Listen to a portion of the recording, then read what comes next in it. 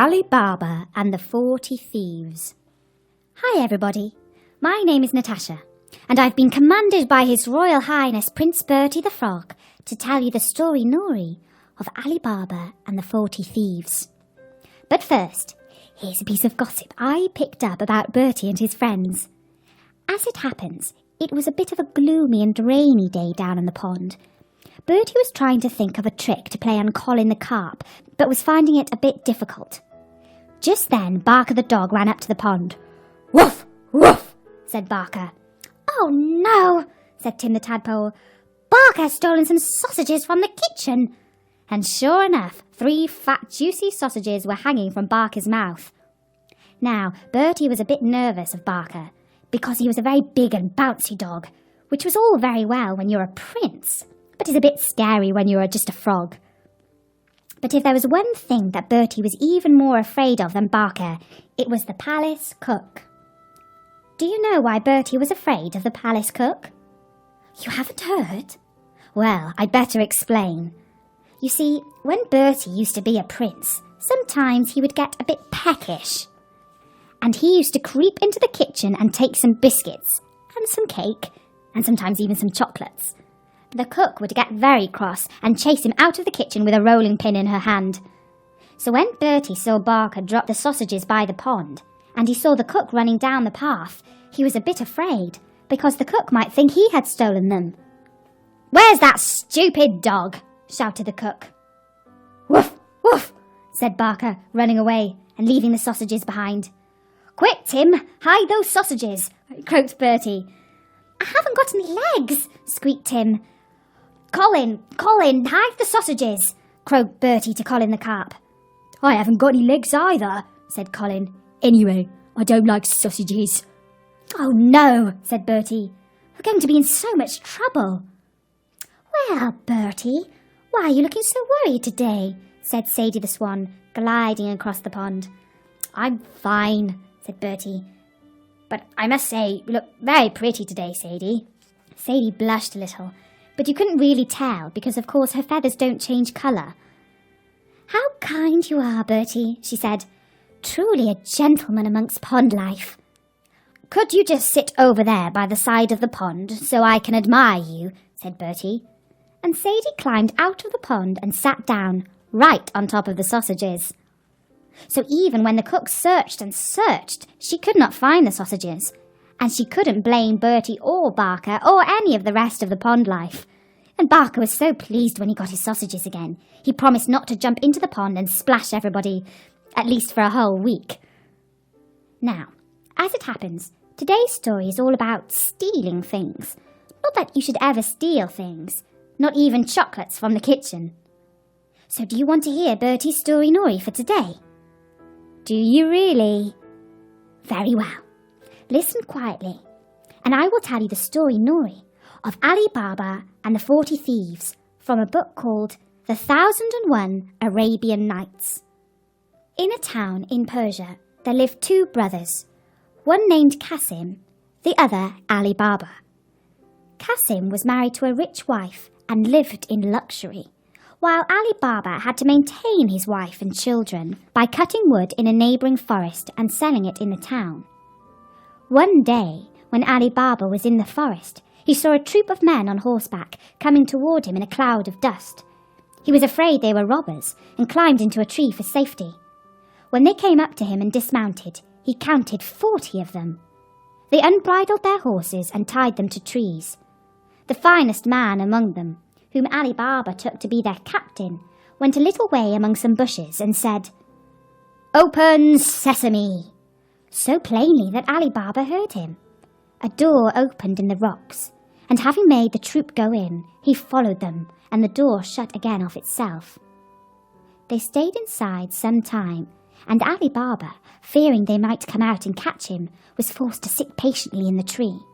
At last the door opened again, and the 40 thieves came out. As the captain went in last, he came out first, and made them all pass by him. He then closed the door, saying, "Shut, sesame!" Every man bridled his horse and mounted.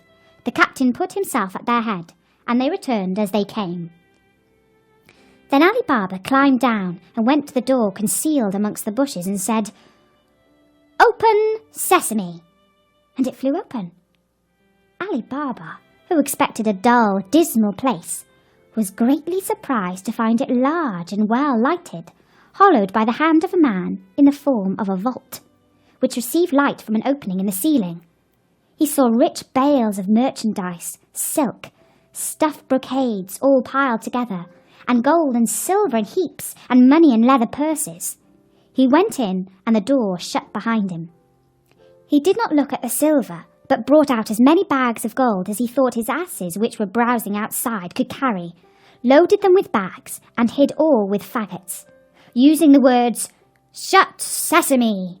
he closed the door and went home. Then he drove his asses into the yard, shut the gates, carried the money bags to his wife, and emptied them out before her. He bade her keep the secret, and he would go and bury the gold. "Let me first measure it," said his wife. "I will go borrow a measure of someone while you dig the hole." So she ran to the wife of Cassim and borrowed a measure. Knowing AliBaba's poverty, the sister was curious to find out what sort of grain his wife wished to measure, and artfully put some toffee at the bottom of the measure. AliBaba's wife went home and set the measure on the heap of gold and filled it and emptied it often to her great content. She then carried it back to her sister without noticing that a piece of gold was sticking to it, which Cassim's wife noticed directly as soon as her back was turned. She grew very curious and said to Cassim when he came home, "Cassim, your brother is richer than you. He does not count his money, he measures it." He begged her to explain this riddle, which she did by showing him the piece of money and telling him where she found it. Then Cassim grew so envious that he could not sleep, and went to his brother in the morning before sunrise. "AliBaba," he said, showing him the gold piece, "you pretend to be poor, and yet you measure gold." By this AliBaba perceived that through his wife's folly, Cassim and his wife knew their secret, so he confessed all, and offered Cassim a share. "That I accept," said Cassim, "but I must know where to find the treasure, otherwise I will discover all, and you will lose all." AliBaba, more out of kindness than fear, told him of the cave, and the very words to use. Cassim left AliBaba, meaning to get the treasure for himself. He rose early next morning and set out with 10 mules loaded with great chests. He soon found the place, and the door in the rock. He said, "Open, sesame!" And the door opened and shut behind him. He could have feasted his eyes all day on the treasures, but he now hastened to gather together as much of it as possible. But when he was ready to go, he could not remember what to say for thinking of his great riches. Instead of sesame, he said, "Open, barley!" And the door remained fast.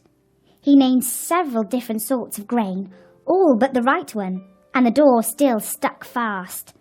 He was so frightened about the danger he was in that he had as much forgotten the world as if he had never heard it. About noon the robbers returned to their cave, and saw Cassim's mules roving about with great chests on their backs. This gave them the alarm. They drew their sabres and went to the door, which opened on their captain, saying, "Open, sesame!"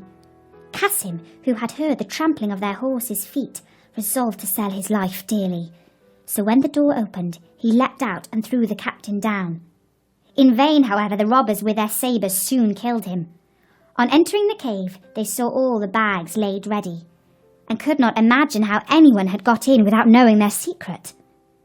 They cut Cassim's body into 4 quarters, in order to frighten anyone who should venture in, and went away in search of more treasure. As night drew, Cassim's wife grew very uneasy, and ran to her brother-in-law, and told him where her husband had gone. AliBaba did his best to comfort her, and set out to the forest in search of Cassim. The first thing he saw on entering the cave was his dead brother. Full of horror, he put the body on one of his asses, and bags of gold on the other 2, and covering all with some faggots, returned home. He drove the 2 asses laden with gold into his own yard, and led the other 2 to Cassim's house.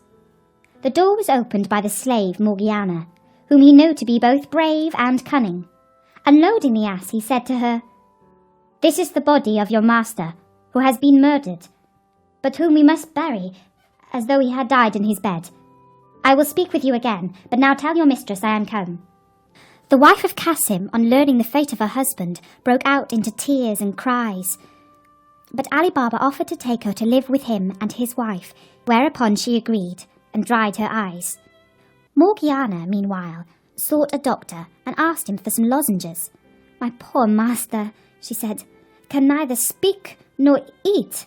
She carried home the lozenges and returned next day weeping, and asked for an essence only given to those just about to die. Thus in the evening no one was surprised to hear the wretched shrieks and cries of Cassim's wife and Morgiana, telling everyone that Cassim was dead. The next day, after Morgiana went to an old cobbler near the gates of the town, who opened his stall early, put a piece of gold in his hand, and bade him follow her with his needle and thread. Having bound his eyes with a handkerchief, she took him to the room where the body lay, pulled off the bandage, and bade him sew the quarters together, after which she covered his eyes again and led him home. Then they buried Cassim, and Morgiana, his slave, followed him to the grave, weeping and tearing her hair, while Cassim's wife stayed at home, uttering lamentable cries. Next day she went to live with AliBaba, who gave Cassim's shop to his eldest son. The 40 thieves, on their return to the cave, were much astonished to find Cassim's body gone, and some of their money bags. "We are certainly discovered," said the captain, "and shall be undone if we cannot find out who it is that knows our secret. 2 men must have known it. We have killed one, we must now find the other. To this end, one of you who is bold and artful must go into the city dressed as a traveller, and discover whom we have killed, and whether men talk of the strange manner of his death. If the messenger fails, he must lose his life, lest we be betrayed." One of the thieves started up, and offered to do this, and after the rest had highly commended him for his bravery, he disguised himself, and happened to enter the town at daybreak, just by Baba Mustapha's door. The thief bade him good day, saying, "Honest man, how can you possibly see to stitch at your age?" "Old as I am," replied the cobbler, "I have very good eyes, and will you believe me when I tell you that I sewed a dead body together in a place where I had less light than I have now?" The robber was overjoyed at his good fortune, and giving him a piece of gold, desired to be shown the house where he stitched up the dead body. At first Mustapha refused, saying that he had been blindfolded, but when the robber gave him another piece of gold, he began to think he might remember the turnings if blindfolded as before. This means succeeded. The robber partly led him, and was partly guided by him, right in front of Cassim's house, the door of which the robber marked with a piece of chalk. Then, well pleased, he bade farewell to Baba Mustapha and returned to the forest. By and by, Morgiana, going out, saw the mark the robber had made, quickly guessed that some mischief was brewing, and fetching a piece of chalk, marked 2 or 3 doors on each side. The thief, meantime, told his comrades of his discovery. The captain thanked him, and bade him show him the house he had marked. But when they came to it, they saw that 5 or 6 of the houses were chalked in the same manner. The guide was so confused that he knew not what answer to make, and when they returned he was at once beheaded for having failed. Another robber was sent out, and having won over Baba Mustapha, marked the house in red chalk. But as Morgiana was again too clever for them, the second messenger was put to death also. The captain now resolved to go himself, but, wiser than the others, he did not mark the house, but looked at it so closely that he could not fail to remember it. He returned, and ordered his men to go into the neighbouring villages and buy 19 mules and 38 leather jars, all empty except one, which was full of oil. The captain put one of his men, fully armed, into each, rubbing the outside of the jars with oil. Then the 19 mules were loaded with 37 robbers in jars, and the jar of oil, and reached the town by dusk. The captain stopped his mules in front of AliBaba's house, and said to AliBaba, who was sitting outside for coolness, "I have brought some oil from a distance to sell at tomorrow's market, but it is now so late that I know not where to pass the night, unless you will do me the favour to take me in." Though AliBaba had seen the captain of the robbers in the forest, he did not recognize him in the disguise of an oil merchant. He bade him welcome, opened his gates for the mules to enter, and went to Morgiana to bid her prepare bed and supper for his guest. He brought the stranger into his hall, and after they had supped, went again to speak to Morgiana in the kitchen, while the captain went into the yard under pretence of seeing after his mules, but really to tell his men what to do. Beginning at the first jar, and ending at the last, he said to each man, "As soon as I throw some stones from the window of the chamber where I lie, cut the jars open with your knives and come out, and I will be with you in a trice." He returned to the house, and Morgiana led him to his chamber.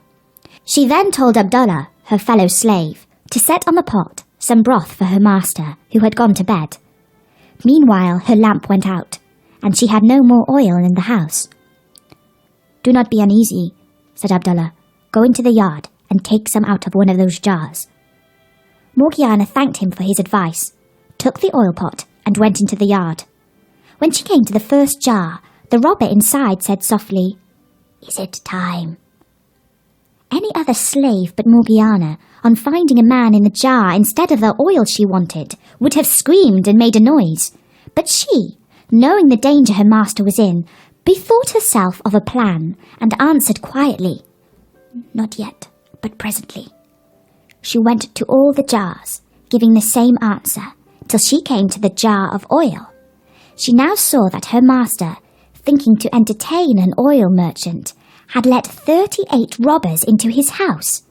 She filled her oil pot, went back to the kitchen, and having lit her lamp, went again to the oil jar and filled a large kettle full of oil. When it boiled, she went and poured enough oil into every jar to stifle and kill the robber inside. When this brave deed was done, she went back to the kitchen, put out the fire and the lamp, and waited to see what would happen. In a quarter of an hour, the captain of the robbers awoke, got up, and opened the window. As all seemed quiet, he threw down some little pebbles which hit the jars. He listened, and as none of his men seemed to stir, he grew quite uneasy and went down into the yard. On going to the first jar and saying, "Are you asleep?" he smelt the hot boiled oil and knew at once that his plot to murder AliBaba and his household had been discovered. He found all the gang was dead, and missing the oil out of the last jar, became aware of the manner of their death. He then forced the lock of a door leading into the garden, climbed over several walls, and made his escape. Morgiana heard and saw all this, and rejoicing at her success, went to bed and fell asleep. At daybreak AliBaba arose, and seeing the oil jar still there, asked why the merchant had not gone with his mules. Morgiana bade him look in the first jar and see if there was any oil. Seeing a man, he started back in terror. "Have no fear," said Morgiana. "The man cannot harm you. He is dead." AliBaba, when he had recovered somewhat from his astonishment, asked what had become of the merchant. "Merchant?" said she. "He is no more merchant than I am." And she told him the whole story, assuring him that it was a plot of the robbers of the forest, of whom only 3 were left, and that the white and red chalk marks had something to do with it. AliBaba at once gave Morgiana her freedom, saying that he owed her his life. Then they buried the bodies in AliBaba's garden, while the mules were sold in the market by his slaves. The captain returned to his lonely cave, which seemed frightful to him without his lost companions, and firmly resolved to avenge them by killing AliBaba. He dressed himself carefully and went into town, where he took lodgings in an inn. In the course of a great many journeys to the forest, he carried away many rich stuffs and much fine linen, and set up a shop opposite that of AliBaba's son. He called himself Khoja Hassan, and as he was both civil and well-dressed, he soon made friends with AliBaba's son, and through him with AliBaba, whom he was continually asking to sup with him. AliBaba, wishing to return his kindness, invited him into his house, and received him smiling, thanking him for his kindness to his son. When the merchant was about to take his leave, AliBaba stopped him, saying, "Where are you going, sir, in such a haste? Will you not stay and sup with me?" The merchant refused, saying that he had a reason, and, on AliBaba's asking him what that was, he replied, "It is, sir, that I can eat no food that has salt in it." "If that is all," said AliBaba, "let me tell you that there shall be no salt in either the meat or the bread that we eat tonight." He went to give this order to Morgiana, who was much surprised. "Who is this man," said she, "who eats no salt with his meat?" "He is an honest man, Morgiana," returned her master. "Therefore do as I bid you." But she could not withstand a desire to see this strange man, so she helped Abdullah to carry up the dishes and saw in a moment that Khoja Hassan was the robber captain and carried a dagger under his robes. "I am not surprised," she said to herself, "that this wicked man who intends to kill my master will eat no salt with him, but I will hinder his plans." She sent up the supper by Abdullah, while she made ready for one of the boldest acts that could be thought on. When the dessert had been served, Khoja Hassan was left alone with AliBaba and his son, whom he thought to make drunk, and then to murder them. Morgiana, meanwhile, put on a headdress like a dancing girl's, and clasped a belt round her waist, from which hung a dagger with a silver hilt. And she said to Abdullah, "Take your guitar, and let us go and divert our master and his guest." Abdullah took his guitar and played before Morgiana until they came to the door, where Abdullah stopped playing, and Morgiana made a low curtsy. "Come in, Morgiana," said AliBaba, "and let Khoja Hassan see what you can do." And turning to Khoja Hassan, he said, "She's my slave and my housekeeper." Khoja Hassan was by no means pleased, for he feared that his chance of killing AliBaba was gone for the present, but he pretended eagerness to see Morgiana, and Abdullah began to play and Morgiana to dance. After she had performed several dances, she drew her dagger and made passes with it, sometimes pointing it at her own breast, sometimes at her master's, as if it were part of the dance. Suddenly, out of breath, she snatched the guitar from Abdullah with her left hand, and holding the dagger in her right hand, held out the guitar to her master. AliBaba and his son put a piece of gold into it, and Khoja Hassan, seeing that she was coming to him, pulled out his purse to make her a present. But while he was putting his hand into it, Morgiana plunged the dagger into his heart. "Unhappy girl!" cried AliBaba and his son. "What have you done to ruin us?" "It was to preserve you, master, not to ruin you," answered Morgiana. "See here." Opening the false merchant's garment and showing the dagger, "See what an enemy you have entertained! Remember he would eat no salt with you. And what more would you have? Look at him. He is both the false oil merchant and the captain of 40 thieves." AliBaba was so grateful to Morgiana for thus saving his life that he offered her to his son in marriage, who readily consented. And after a few days, the wedding was celebrated with greatest splendour. At the end of the year, AliBaba, hearing nothing of the 2 remaining robbers, judged that they were dead and set out to the cave. The door opened on his saying, "Open, sesame!" He went in and saw that nobody had been there since the captain left it. He brought away as much gold as he could carry and returned to the town. He told his son the secret of the cave, which his son handed down in his turn, so the children and grandchildren of AliBaba were rich to the end of their lives.